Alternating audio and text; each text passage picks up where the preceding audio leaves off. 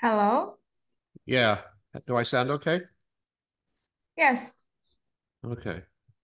From your perspective, what are the root causes of the Palestinian-Israeli conflict?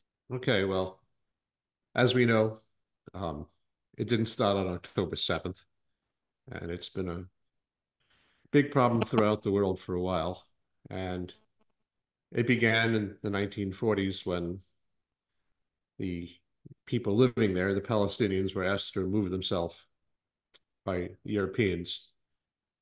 That was done for a few reasons. The official reason they give is that, well, the Jews had been you know, massacred and they needed a place to live, and it would be really wrong to not give them this land. But what they ended up doing, though, was putting somebody there that they knew would be an ally of the West. They were putting Europeans in effect there, and the Palestinians were um, basically asked to take the high road and leave. And that's really when it has started. It didn't start over any squabble over something insignificant. It started by a forced exodus.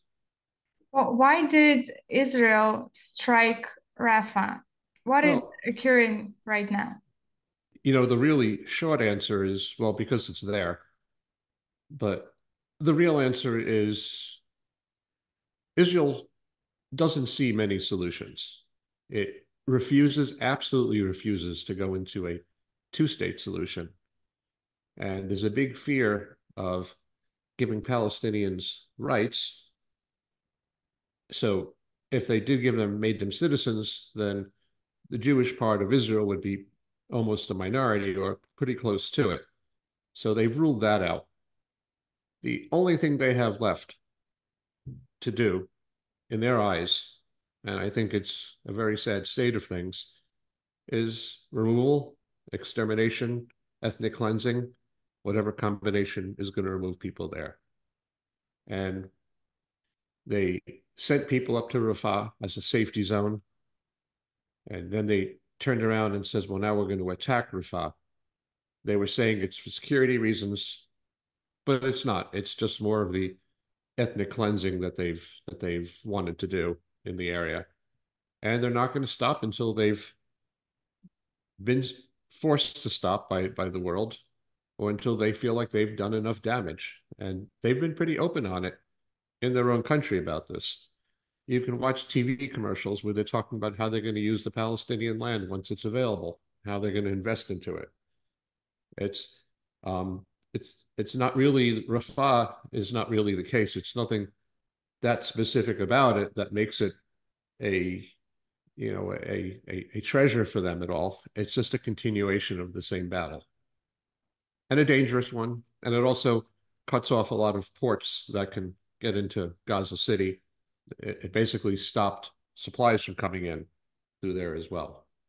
I would like to ask you about the humanitarian crisis in the Gaza Strip. Mm-hmm. In your view, how do you see that? How could the international community help to resolve this issue?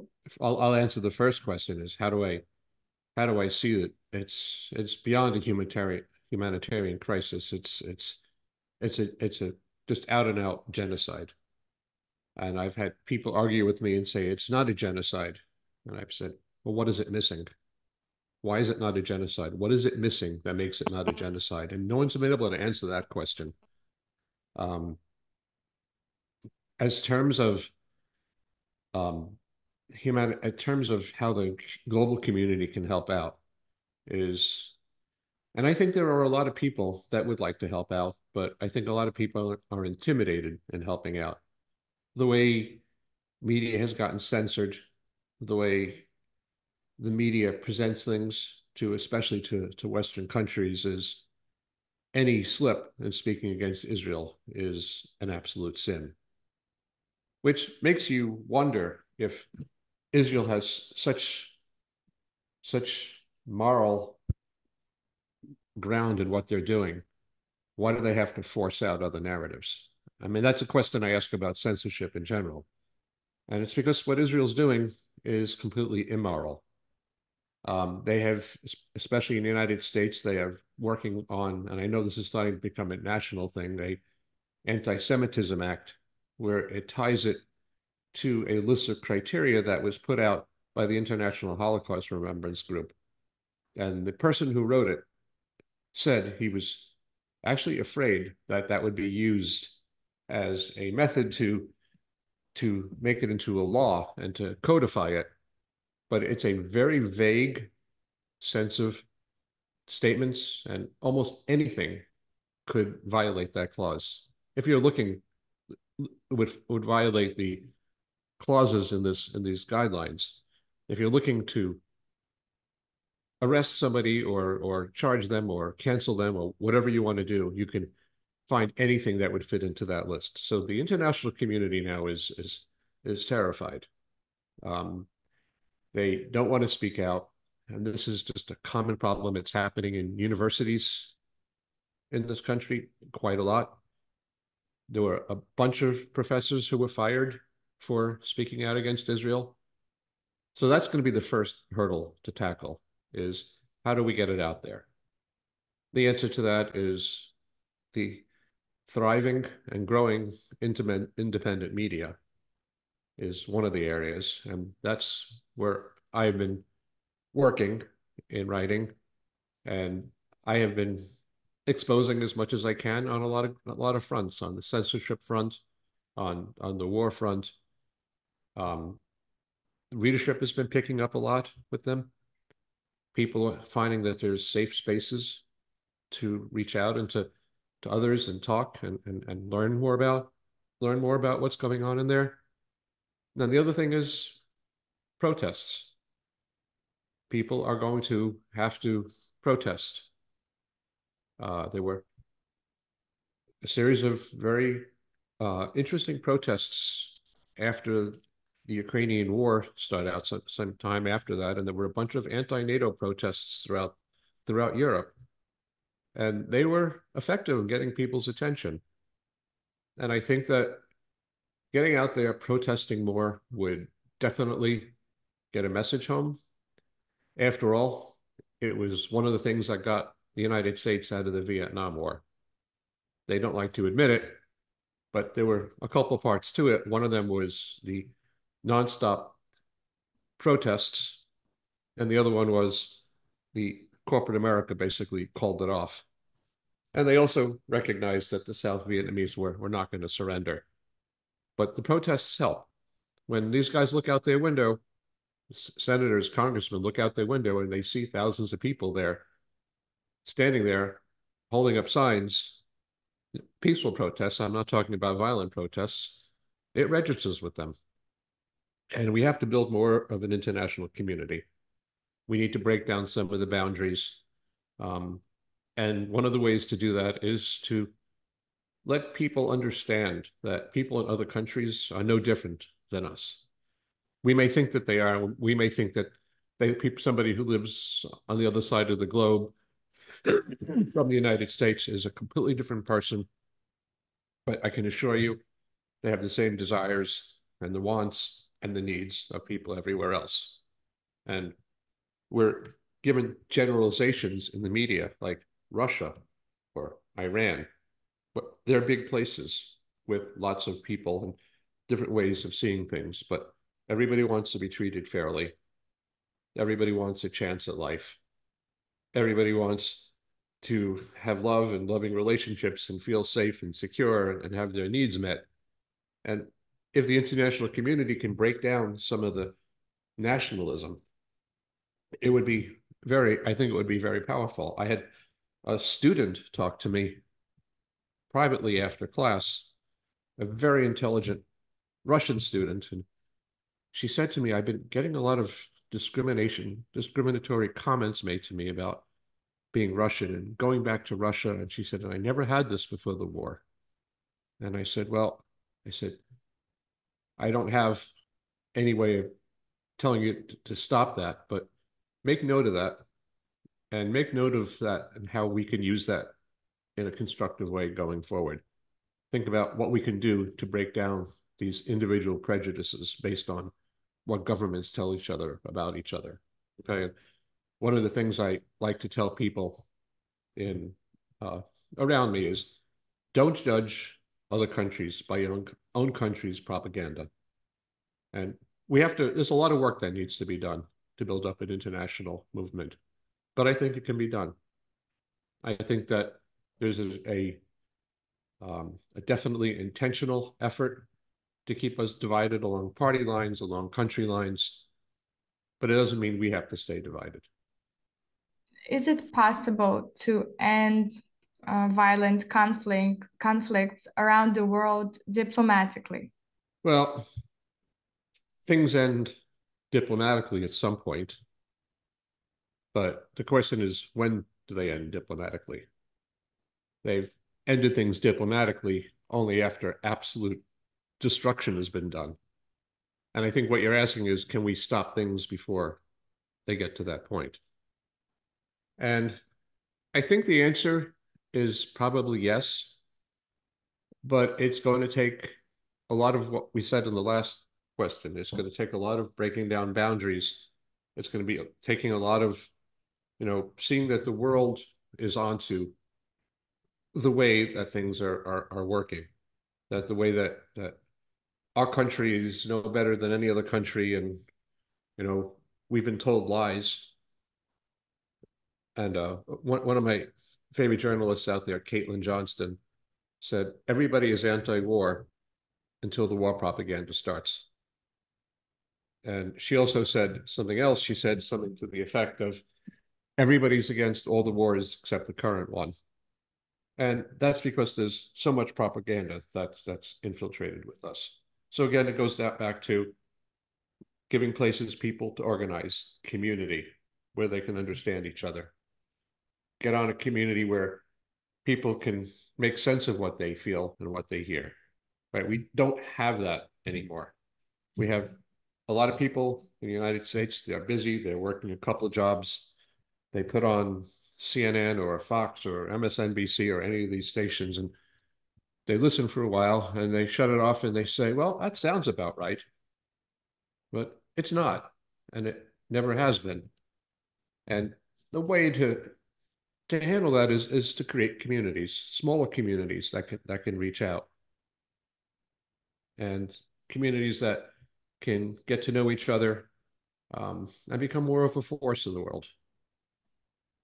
And that I think is the only way. But in terms of right now, I don't think there's enough leverage to end, say, the Ukrainian war by just purely forcing diplomatic means, especially because the West, and I'm wondering what actually their end game is for this war. And I'd say this war falls squarely on the shoulders of the West. I'm not sure what exactly it is their end game is. They've been escalating a tremendous amount lately. And, giving the Ukraine permission to fire missiles inside of Russia, arming, allowing them to directly arm the Azov brigade, which is more of a psyops operation against Russia than anything else. It's just recreating the most vulnerable fear that Russians live with is Nazis coming up on them on their border. So, I mean, that is, of course, an escalation. Stoltenberg, the Secretary General, getting out there saying, "Wow, we have a bunch more nuclear warheads, and we got to take them out of storage and start deploying them." Another escalation like that. United States signing a 10-year deal with Ukraine to protect them and calling it a pathway to NATO. Right? There's a lot of these things that are going on. It's not surprising that Putin went and signed a deal with Kim Jong-un from North Korea. I mean, it's getting pushed to that point where there's a serious West versus non-West. It turns into the good versus evil battle that we've seen over the years, and that's highly detrimental to society. And I'm not sure what the real story is about the nuclear subs arriving in Cuba and then a United States submarine arriving there and a Canadian one. And um, everybody's insisting it was just a regular routine visit, but I'm waiting to see some more investigations into that. But Russia showed off its biggest, most powerful Kazan submarine that the United States is worried about. And I think Russia wanted to flex its muscles too. After all, NATO's been flexing its muscles. The United States has been flexing its muscles. So I don't think the way things stand right now, we have a chance. But if we survive this, which I reckon we will survive this, but at what cost to the world, I don't know. We need people to start rethinking and join communities. So I think what you're doing with your site, I think is a very, very good idea. I'm hoping you can reach a lot of people with it. Thank you. I hope so too. So, what should working class as a variety of nations should do to achieve world peace? I think in some ways, the working class in the United States, they're, I think that a lot of them are under a lot of financial stress. And I don't think they have the freedom to invest in the amount of time that a lot of people have to worry about world peace. I think they're in a situation where, we've got a working class that been has found both parties repellent. In a lot of ways, Donald Trump was a protest vote against the political party system. And these working class people were then called white nationalists, and that was the reason that they lost. So they have very little power to really leverage at this point. I think we need to think about how do we get them into that kind of position where they're not thinking day to day and working multiple jobs, to think about how they would work to, how would they would work towards peace. Peace in a lot of their minds is a luxury issue at this point. And I think it's true for a lot of working people throughout the globe.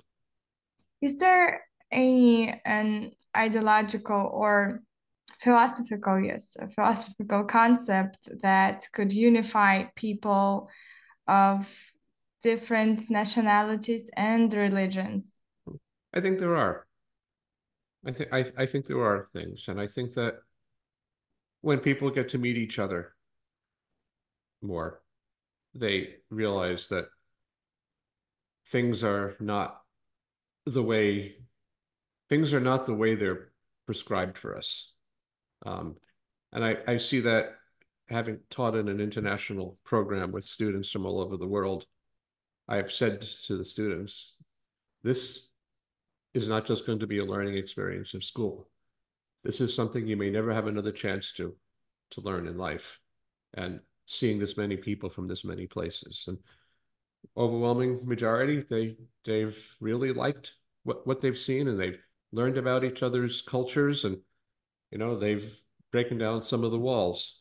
So imagine more community like that. One community welcoming another to come to a town as a vacation spot or a place to learn, and just imagine things like that to try to bolster community and learning. And again, I'll say it again, we need to get a more honest media there to get people more information. I can't count how many times in my writings I've been called a Putin puppet, a Russian agent, you name it. It just name throwing. No, nobody is wanting to listen to anybody's opinions anymore. And I think that's another wall that we have to break down. And it's a pretty tough one, because it seems to be right now that everything is just so separated. And international community, if they got to know each other better, they'd realize we're all the same people.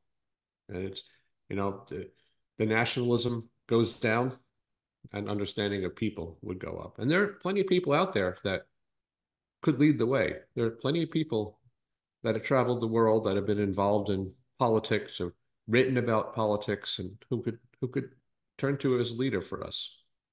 Speaking about that wall that you've mentioned, yes, I hope that our platform, Point News, is gonna break that wall. I Yes, hope it because does too. it's really important to listen uh, and to discover other opinions of Mm-hmm. other people from around the world, not Mm-hmm. only from some, I don't know, personal country or one country. No, it's we have to listen to every person Mm-hmm. who wants to share with us with his opinion, of course. Oh, Um, I was just going to say that I talk to people in this country sometimes, and I try to do what most Americans won't do, which is try to question the person or why they believe what they believe. I was talking to one fellow some time ago, and he said, "Why are you so anti-war?" I said, "Well, I gave him reasons." He goes, "Don't you know they're all defensive wars on the U.S. part?" So I said, "Well, tell me, and I'm not arguing, but tell me what you think was defensive when we backed Suharto to destroy about a third of his population, including the peasants and the farmers." Well, maybe not that one. So, well, what do you, and I've given other examples. You know, how are we defending ourselves against Nicaragua or Chile, who obviously can't do any military damage to us? You don't really get any answers to that. So it shows there is some curiosity in people and some openness to learn more. what's the significance of modern men's life? I don't know, maybe we should meet back in a week and we'll have that figured out. But I That's a mean, tough one. it is a tough question. Yeah. Well, I mean, uh, I'm an existentialist in a lot of ways, so I think it means what you want it to mean, but what do most people want it to mean? And how many people are in a position in this world to actually ponder something like that? You know, I've pondered it, and what I wanted was as well, because my life meaning is telling the truth of what's going on and educating people around me with my publications on how how the world is a lot different than people think it is. And right, that's been my goal for it. But finding meaning in life is not that easy for anybody, even under the best of circumstances. I was at a conference a couple of months ago, and it was called Dissident Dialogues. And one of the questions was, how do you find meaning in a world in a secular world? Well, whether you like religion or not, and I'm not personally a fan, when religion was more popular in the country, there was less depression, less anxiety. So people are desperately looking for a way to fill some of those needs. And the speakers were excellent, and they brought up a whole bunch of ideas. And at the end, they said, "Well, I haven't figured out the meaning to my life yet either." And the other one said, and these are two PhDs, "I haven't figured out the meaning to my life either." And I, I'm not so sure that you can actively beat yourself over the head to come up with meaning in life, but I think you can try things that find where your heart is, and that will give you meaning to it. And it takes trial and error to do that. Um, I've at one point in my life, meaning to me was having a boatload of money, but I've long since changed that view, and I'm happy to teach, to write, to talk to people from other countries and hear their opinions and hear how they hear and see the world. Right, that's where meaning will get derived from people, you know, trying to figure out where their heart lies, and if they're honest with themselves, they'll be able to find some sort of meaning in this complicated, what seems like a cold world. And it is a cold world, but it's up to us to warm it up. Is there any space in man's life for spirituality or self-development? Spirituality, I mean, I'm not a religious person, but if I walk out to the ocean, to the beach, and I see this mammoth ocean, and I see beautiful cliffs around it and people walking around, that's a spiritual experience. It doesn't have to be a white light experience.